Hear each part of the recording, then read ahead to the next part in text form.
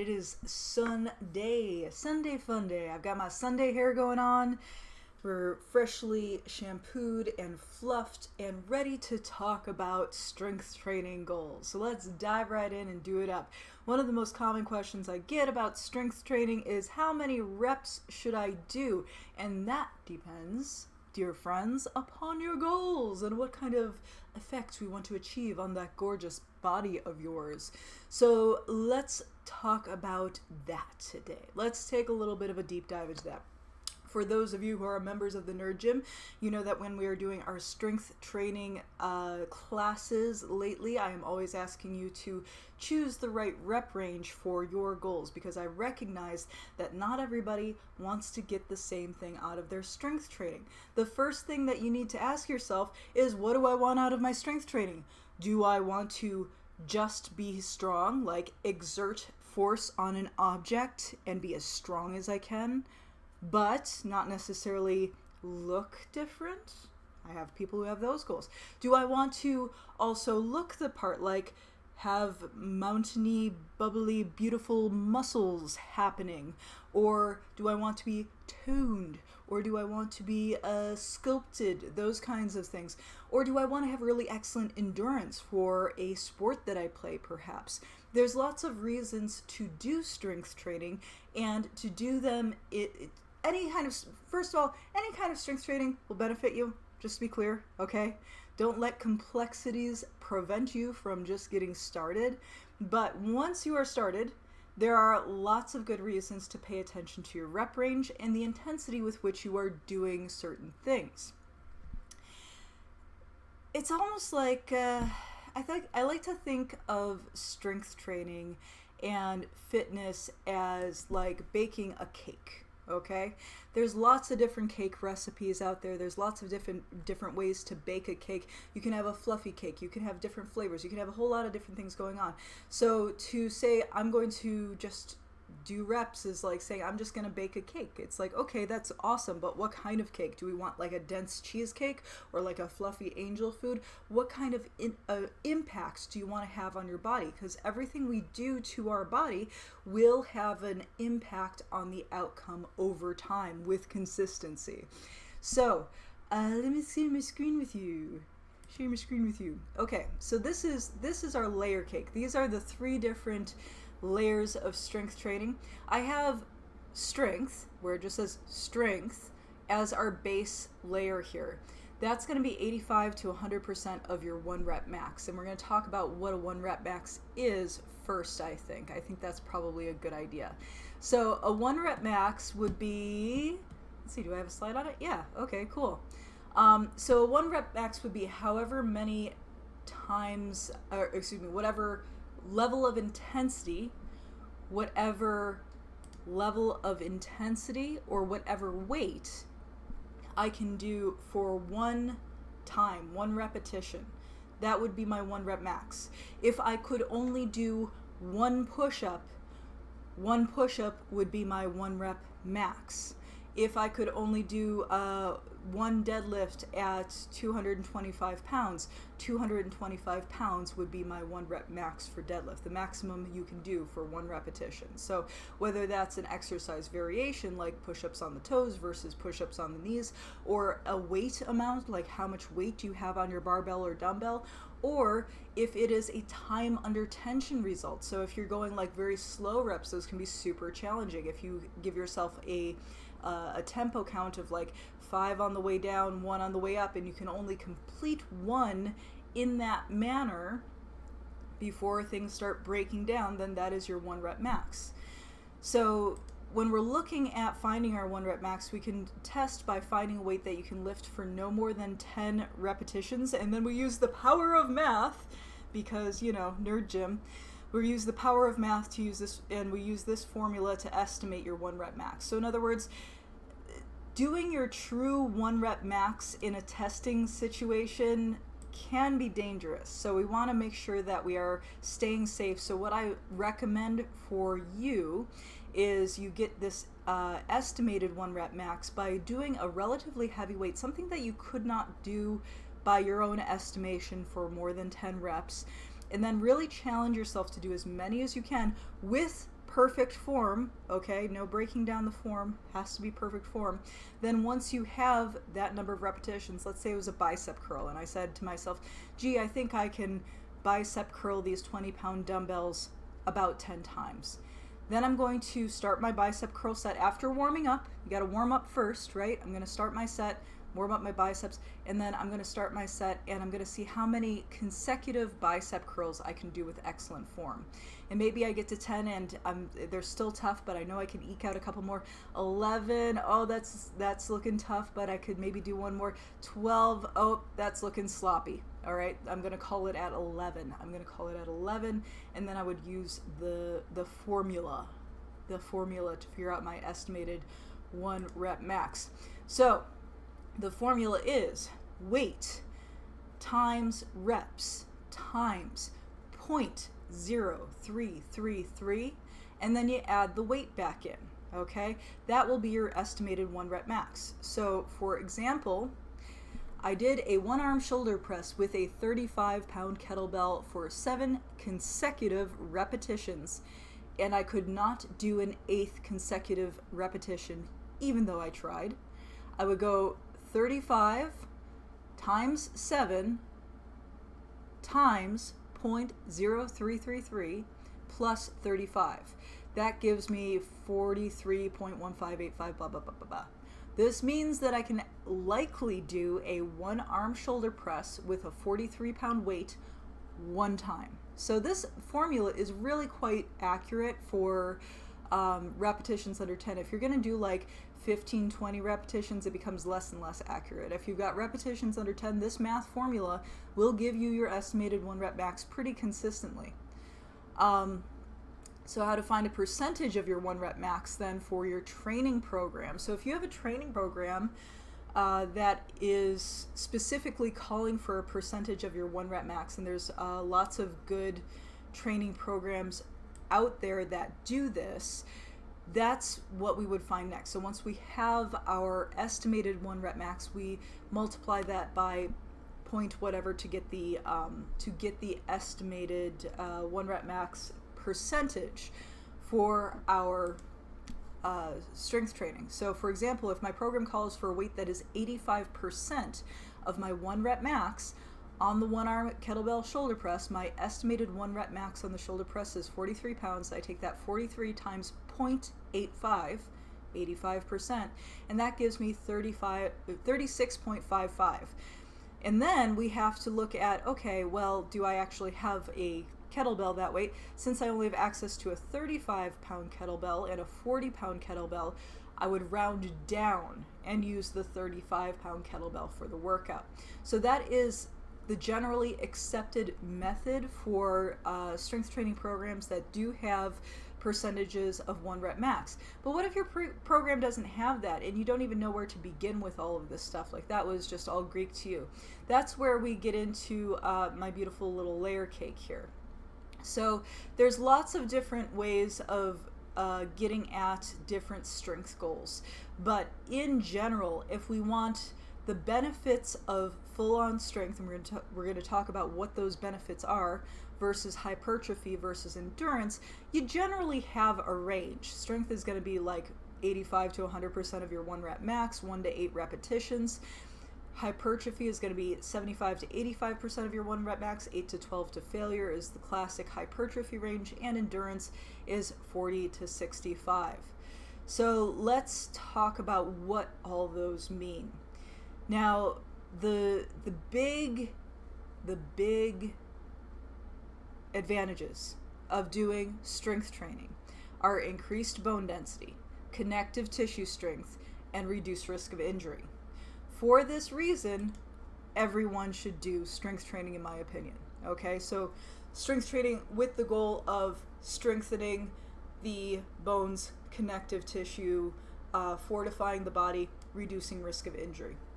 So this particular rep range, fewer than 8, 1 to 8, at 85 to 100% of your 1 rep max. You wouldn't be doing your 100% 1 rep max every day, by the way, just to be clear. We would just be doing very heavy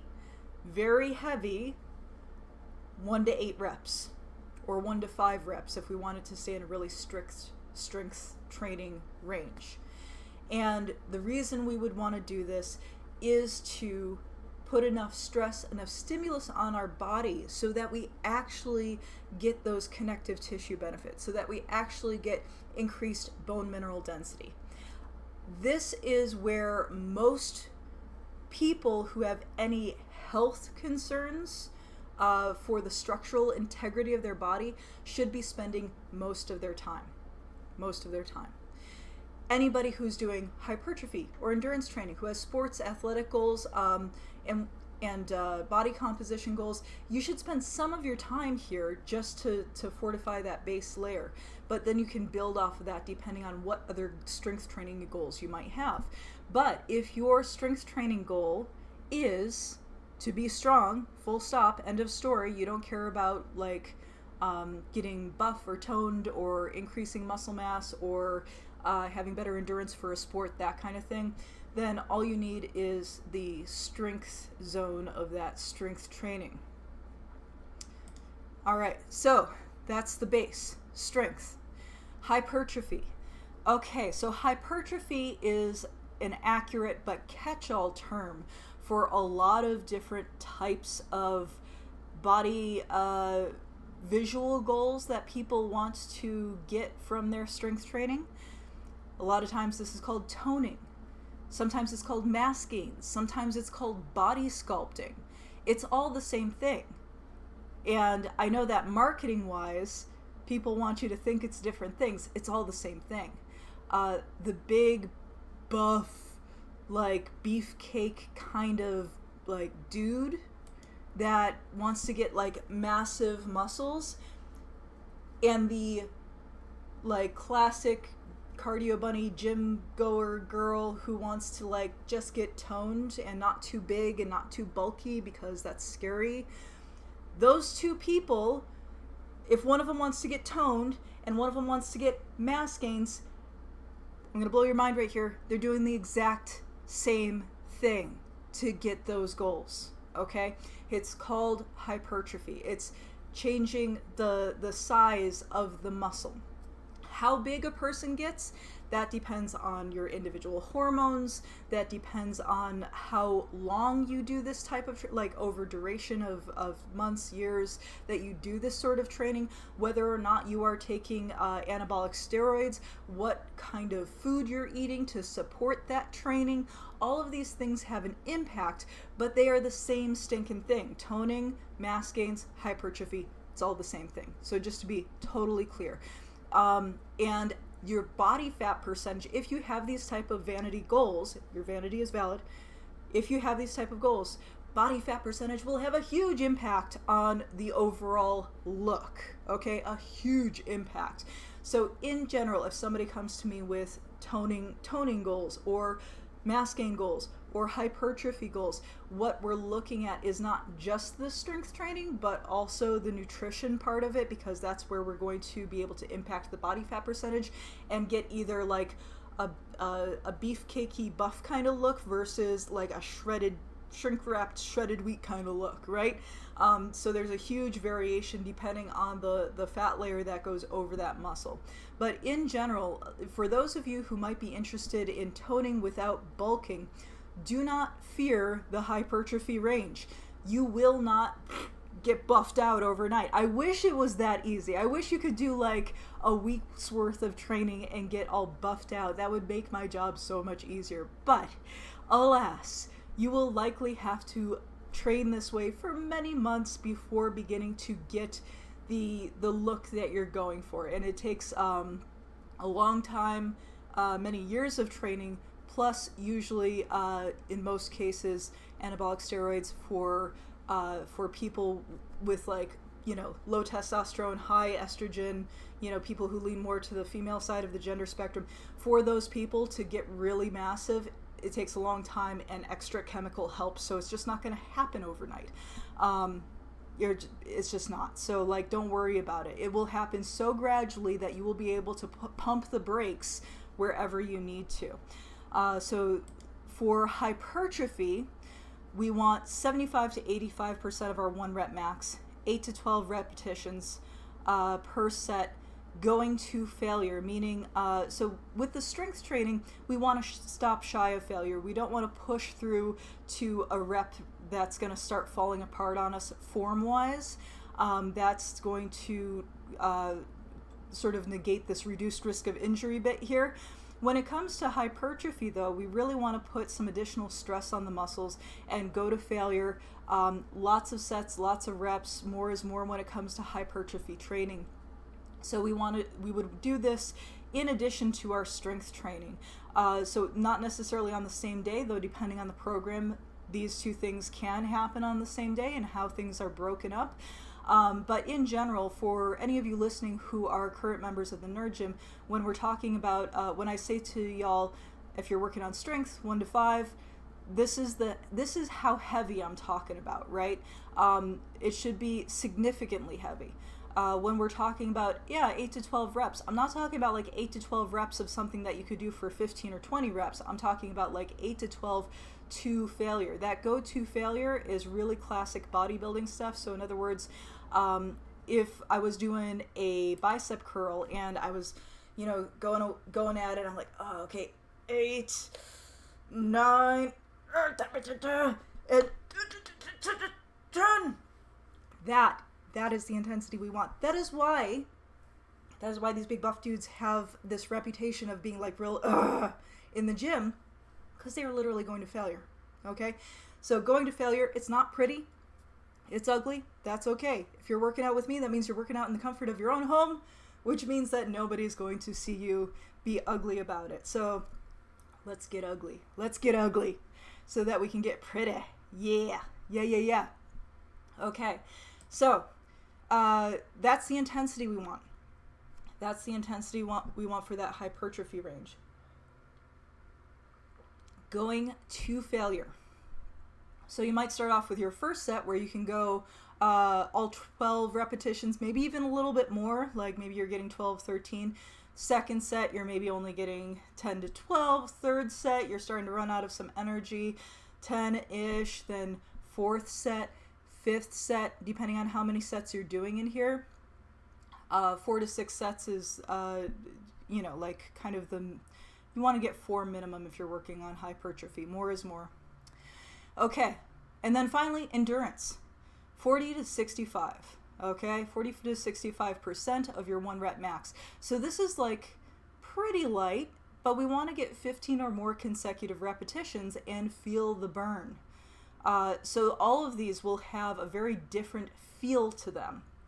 Your endurance range, you will get a lactic acid buildup in the muscle. You will literally feel the burn in this rep range.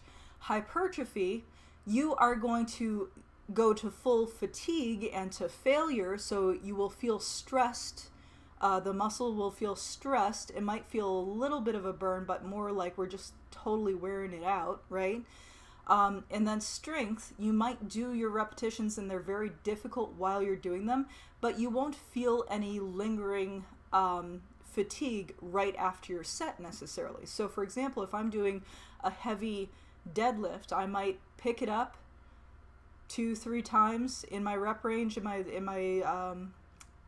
85 to 100%, and set it down and be like, oh, okay, that was really hard, but now that it's back down on the floor, I feel like I could pick it up again.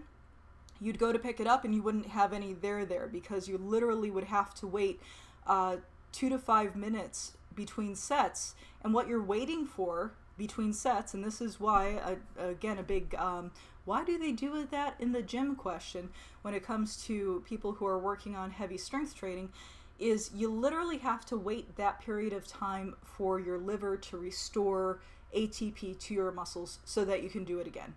You've literally just used up all of the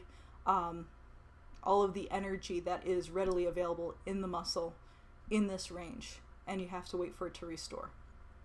This is why for any of these ranges, I generally have folks do a a superset or a triset, or cycling in between a couple of different exercises that use different muscle groups. Because when you do that, so for example, if I do a leg exercise and an arm exercise and I'm going back and forth between those two, if it takes me a minute or two to do my leg exercise and then a minute or two to do my arm exercise, then I only have to wait an additional maybe minute in between sets.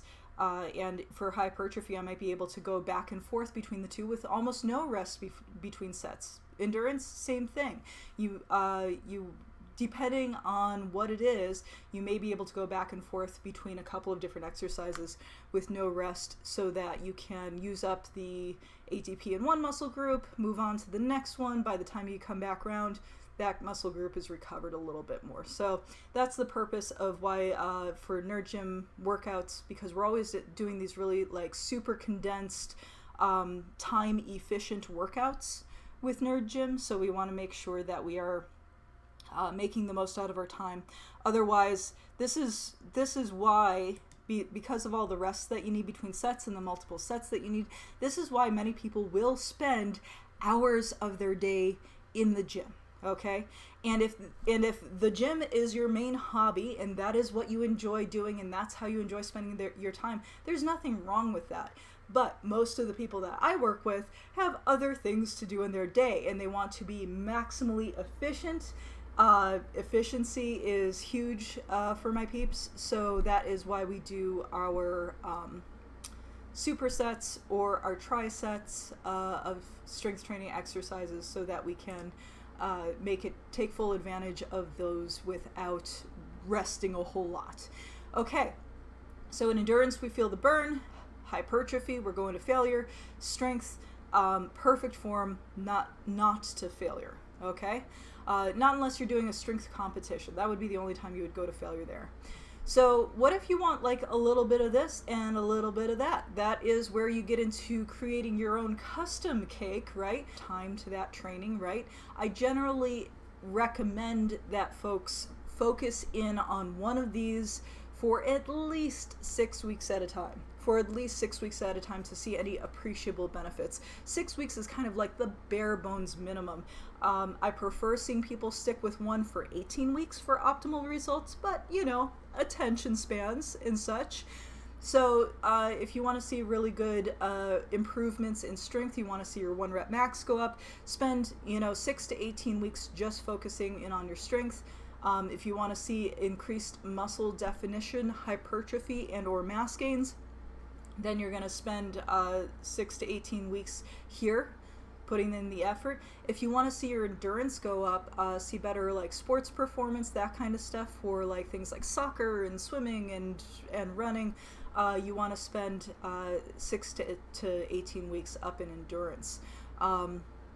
So, for example, you could do if you were like an athlete that did do things like mud runs and triathlons and or any kind of sport that I can think of, really, endurance and strength, we really want those two. Even for you strength training athletes who do things like powerlifting competitions, the endurance borders on cardio, which is something that many strength training athletes are woefully low on as far as the general health benefits that are gotten from cardio. So by adding an endurance layer, we are able to sort of augment our strength training while getting a little bit of those cardio benefits, heart, lungs, all that good stuff. So this is the layer cake I would recommend for most sports: strength, endurance. For people who want that beach bottom muscle, who want to work on their curviness, who want to work on their hypertrophy, who want to work on looking like a real life superhero, this is where I recommend you spend your strength time, is strength and hypertrophy, and look at your cardio as a separate thing. Okay, so strength, base, and hypertrophy. So in other words, you want to spend some of your time down here fortifying your base and some of your time up here. These two can be blended in the same program. They don't need to be separate workouts. In general, I would say that if you're going to blend these in the same workout, do your fundamental multi-joint lifts like squats or chest press, things that require more than one joint to move. Put those in your strength training range for the most part. And then your single joint movements like bicep curls, tricep extensions, lateral raises, leg extensions, things like that, put them up in the hypertrophy range. That's the simple way to do that programmatically. And then you could do, that's strength and endurance again. Didn't I already do that one? Yeah, we did. Okay, strength and endurance, strength and hypertrophy. So those are the different ways we could put those together. I don't recommend not doing strength as your base layer. So I don't have that. You could have just a strength layer, right? You could do just strength, but again, then you would be missing out on the cardiovascular benefits if you have strictly strength related goals. So those are the layers of the layer cake there that I recommend. Yeah. So ask me any questions that you have about strength training. I do recommend trying to find your 1 rep max in at least one thing. I think that the biggest mistake that I see people make when we're working out from home, and even at the gym too, it doesn't really matter whether we're working out at home or working out at the gym. I think a lot of people really underestimate the amount of weight that they should be lifting for a given lift. And I think part of that is confidence, right? Part of it is experience. You are stronger than you're probably giving yourself credit for, and truth be told, you're not going to make enough progress to feel like you're spending your time wisely and being reinforced in what you're doing if you aren't actually pushing yourself into that range a little bit. And that range will change. That's the other thing that a lot of folks are really kind of unaware of, is that once you figure out your percentage of your 1 rep max that you're working in, your 1 rep max will go up over time. It will change over time. And that doesn't mean that you have to recalculate every single time you do a workout, but maybe once every 6 weeks, once every 18 weeks, something in that range. Recalculate your 1 rep max, not only so that you can see improvement, so that you can see progress in certain lifts. And there are going to be times when your progress plateaus. That's okay. Don't sweat it. Especially if you're feeling stressed, or if you shift your training goals, you might even see your 1 rep max go down periodically at given times. Again, we don't want to ever attach self-worth to an outcome like that, but it is worth looking at so that we know where we ought to be working for optimal results. And that's what I want for you, is really optimal results. I think that one of my my personal pet peeves is when I see, and I understand why they do this, and I am guilty of this to a degree as well. Okay, confession time. I am guilty of a thing. You ready? When a fitness instructor, think things like, I don't know, Taebo, do they use weights in Taebo? I don't know. So any fitness instructional video that you might see these very buff, toned people using tiny little weights and smiling and talking and smiling and talking and moving and talking and smiling. That is not their workout, y'all. That is not what we should be necessarily copying, okay? Actual fitness, and if you have opinions on this, let me know in the comments, especially if you're a member of the Nerd Gym. I have been sort of torn between how much of the workout to actually do with y'all while I'm trying to instruct, because if I am speaking while doing the workout, that means that I am not working out at any intensity that would actually positively impact my body in a meaningful, big sort of way, okay? So in other words, if I'm like, all right, and 1, and 2, and don't forget to breathe, I myself am not working out. I am going through the motions, I am getting some circulation, sure, I might even get a little bit of out of breath, but if I am truly exercising at an intensity that will impact what I'm doing, I'm going to be more like, you know, like I'm going to be making the breath and the noise, and I'm going to look ugly while I'm doing it. And so any exercise video you see where the people who are on there are looking pretty while they're exercising, they're smiling, they're, you know, like they're moving with perfect tempo and perfect form, they are not exercising in that intensity in their own workout. I guarantee it. Their own workout will look much, much different. It will look much sloppier, much uglier. They will not look as glamorous, is what I'm saying. Exercise itself is ugly, and that's okay, right? Again, that's one of the reasons why I love coaching people in their homes, is because there's a little bit less self-consciousness about this. This kind of allows you to, like, you're in your own space. Like, if you're tightening your core and you got to fart, like, no big deal. Like, who's going to, you know, you're on mute on the Zoom call. Nobody's going to hear it. Tighten that core, right? You know, you're going to be sweating. You're going to be breathing heavy. You might make weird noises. I make a lot of weird noises when I work out, guys. I don't, you know, like, I'm not just this perfect little, whew, you know. But when we are exercising together and I'm coaching, I want to make sure that I'm demonstrating correct form, but I'm exercising at an intensity where I'm not going to be like breathing into your ear on the headset. So yeah. So when you are trying to find your own intensity, understand that it will look different than it looks on fitness pros, on media, on camera, whatever, you know. It will look different and it will feel different. It will feel different if you're doing endurance versus if you're doing hypertrophy versus if you're doing strength training. So do take a nice deep dive into those things. And I recommend doing the formula that we went over today, so that you have an actual idea of the heft that you're lifting. A lot of times people just don't even realize how much they can actually lift. And I know that a lot of y'all who are working out from home right now are limited in the number of the amount of weight, the heft of the weight that you can use, which is why I'll leave you with one more thing for today's live here, and we'll maybe go into this deeper on a different live. Time under tension is your friend. If you do not have like, having a variety of weights is wonderful, and that's kind of like the easy way to increase the heft, right? But if you are lacking those weights, time under tension is a wonderful way to make up for that to some degree. Time under tension is simply slowing the reps way down to increase the time that your muscles are under tension. But also, and this is super important, you have to actively squeeze the muscles, right? So it's not a passive process.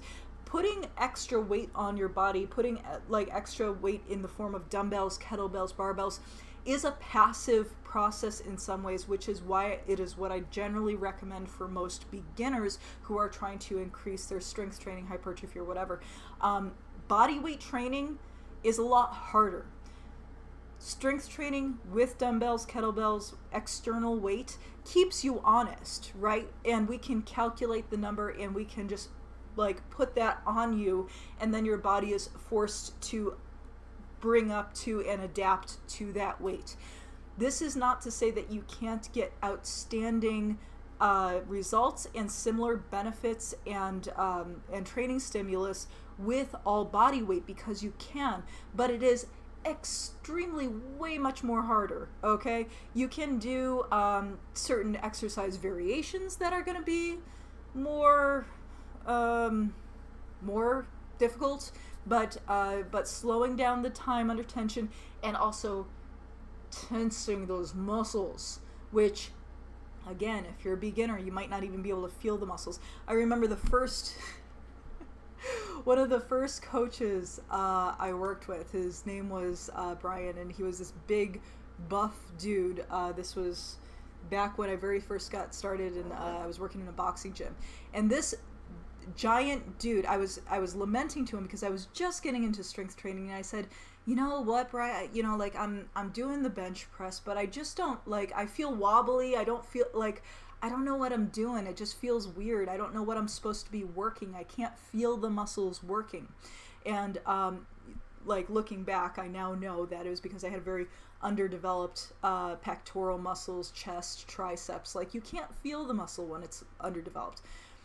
Brian says to me, well, just imagine, that's easy. That's an easy fix. Just imagine you're squeezing a pencil between your pecs, and he puts a pencil in, and he squeezes it in his pecs. And I'm looking at that, and I'm like realizing that he's got these two slabs of muscle right here, right? And I feel like even to this day, like I've been, training for a while, I still feel my rib cage through that, right? Like I feel my rib cage through my chest muscle. I do not have two giant slabs of muscle. And therefore could not conceive of the feeling that I would get by squeezing a pencil between my pecs. And I was like, okay, Brian, thank you. That was not helpful, but it actually ended up being helpful later on, because in retrospect, one of the things that I was thinking about was when I first started to actually feel those muscles come in a little bit, the first place I felt it actually was in my armpits, right? That's where, when you start doing chest press and bench press and that kind of thing, and you're just getting started, you're going to feel it, the soreness in your armpits first. You don't feel the soreness in this part of your chest until that gets more developed. So one of my first cues to people when they're doing those exercises is squeeze your armpits, right? Squeeze your armpits together, squeeze your fists together, squeeze the glutes together, squeeze, squeeze, squeeze. So as long as you squeeze, squeeze, squeeze everything together, you can get the benefits of your strength training without having a huge weight collection in your home. That said, if you have the space for it, definitely when you are getting new weights to add to your collection, make sure you can't lift it more than 5 times. You'll grow into it. Don't get stuff that's too light. It's a waste of time, waste of money. If you already have weights that are too light, that's okay. We can use them, but we use them with tension. We have to use them with tension to get the benefit out of them. All right. I hope you all have a fantastic